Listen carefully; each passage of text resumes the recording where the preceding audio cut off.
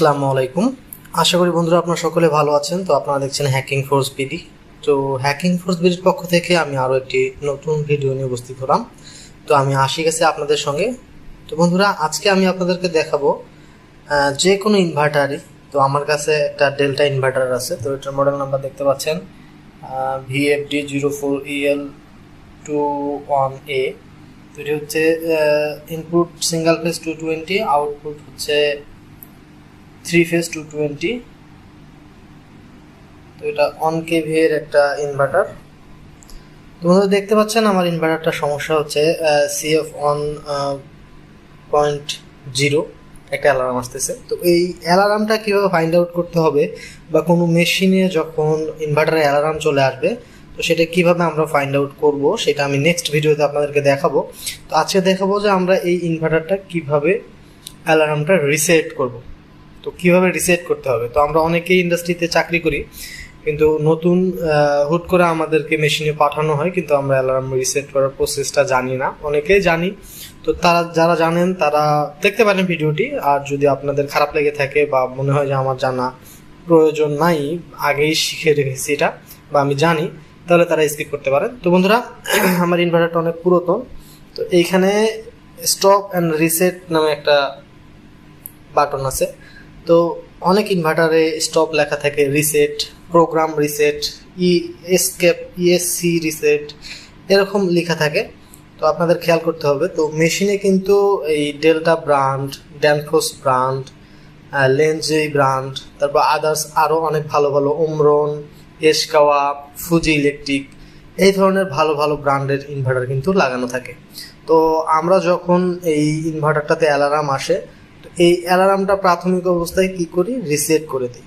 তো এটা করার আগে আমাদেরকে অবশ্যই এই অ্যালার্মটার ডিটেলস দেখে নিতে হবে। তো এই ডিটেলসটা কিভাবে দেখবেন আমি নেক্সট ভিডিওতে আপনাদেরকে দেখিয়ে দেবো। তো এই ডিটেলস দেখা ছাড়া অ্যালার্ম রিসেট করা উচিত না, বা একবার দুইবার করার পর অবশ্যই ডিটেলসটা ফাইন্ড আউট করে আপনাদেরকে দেখতে হবে। তা নাহলে পরবর্তীতে আপনারা মোটর অথবা ইনভার্টারের ক্ষতি হতে পারে, কারণ আপনারা বারবার একই অ্যালার্ম ইনভার্টার দিচ্ছে, আপনারা রিসেট করতেছেন।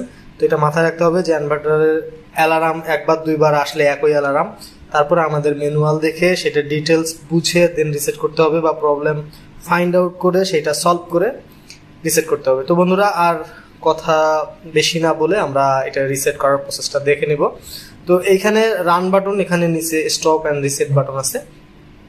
আর সামনে দেখতে পাচ্ছেন পাশে up and down, mode, enter. বন্ধুরা এই বাটনগুলো প্রোগ্রাম করার সময় লাগে, enter button, mode button, up down. তো সচরাচর অনেক ইনভার্টারের দুটি বাটন প্রেস করলে রিসেট হয়ে যায় ইনভার্টারের অ্যালার্ম, আর কোনো কোনো বাটন ইয়াতে একটি মাত্র বাটন প্রেস করলেই ইনভার্টারে অ্যালার্ম রিসেট হয়। তো বন্ধুরা ভিএফডির অনেক সিস্টেম আছে এবং অনেকগুলোর অনেক রকম ফাংশন আছে।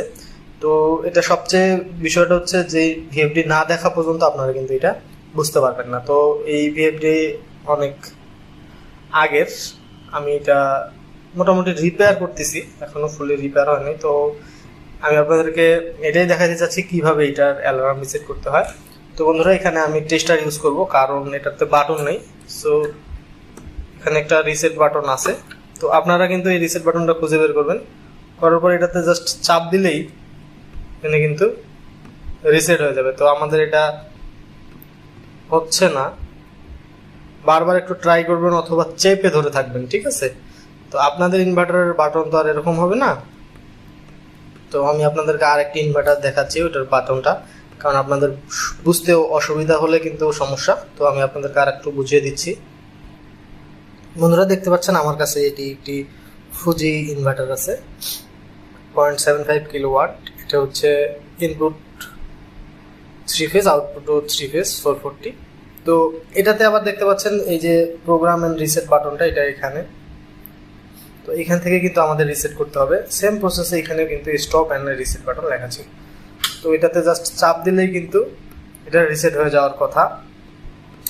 তো দেখতে পাচ্ছেন আমরা রিসেট বাটনে প্রেস করতে করতে তো আমাদের বাটনটা অনেক পুরনো হয়ে গিয়েছে। তো অনেকে অনেকভাবে চাপে, তো এটা বাটনটা উঠে গিয়েছিল, পরে আমি এটা রিপেয়ার করে একটি বাটন লাগিয়ে দিয়েছি। দেখতে পাচ্ছেন আমাদের কিন্তু রিসেট হয়ে গিয়েছে। তো আমাদের এখন কিন্তু আউটপুট নাই, আমি আপনাদেরকে দেখাচ্ছি একটু হালকা টেস্ট করে। দেখতে পাচ্ছেন এখন কিন্তু আমাদের কোনো আউটপুট নেই। তো বন্ধুরা এখন কিন্তু আমাদের কোনো আউটপুট নেই। তো আমরা এটাতে আউটপুট রান দেবো আর কি। দ্যাটস মিন দেখতে পাচ্ছেন টেস্টার জ্বলতেছে না। তো এটা কিন্তু আমি কিপ্যাড মোড করছি। তো করার পর জাস্ট এই যে রান বাটনে প্রেস করলাম, দেখতে পাচ্ছেন এখানে কিন্তু আমার টেস্টারটা গ্লো করছে। সো বন্ধুরা 3 ফেজেই কিন্তু আমাদের ওকে আছে। সো এইভাবে আপনারা মেশিনে গিয়ে ইনভার্টার রিসেট করতে পারবেন। তো এইটা রান মোডে যখন রান করবেন তখন স্টপ করার জন্য এই স্টপ বাটনে প্রেস করতে হবে। দেখতে পাচ্ছেন লাফাচ্ছে ব্লিঙ্কিং। তো এটা ব্লিঙ্কিংটা বন্ধ হয়ে গেলে আমাদের কিন্তু ইনভার্টারটা বন্ধ হয়ে যাবে, দেখতে পাচ্ছেন। সো বন্ধুরা এখানে কিন্তু দেখতে পাচ্ছেন আমার ইনভার্টারটা সম্পূর্ণরূপে বন্ধ হয়ে গিয়েছে। তো এইভাবে আপনারা কিন্তু যে কোনো মেশিনের ভিএফডির অ্যালার্ম রিসেট করতে পারবেন।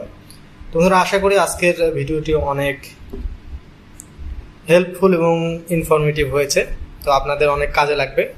তো ভিডিওটি যদি সামান্য পরিমাণেও ভালো লেগে থাকে অবশ্যই ভিডিওতে একটি লাইক করবেন। আর আরও এরকম নিত্য নতুন ভিডিও পাওয়ার জন্য অবশ্যই আমাদের চ্যানেলটিতে সাবস্ক্রাইব করে রাখবেন, যাতে আমরা পরবর্তীতে ভিডিও দেওয়া মাত্র আপনার কাছে সবার আগে ভিডিওটি পৌঁছে যায়। তো বন্ধুরা দেখা হচ্ছে পরবর্তী কোনো ভিডিওতে। সে পর্যন্ত সকলে ভালো থাকুন, সুস্থ থাকুন।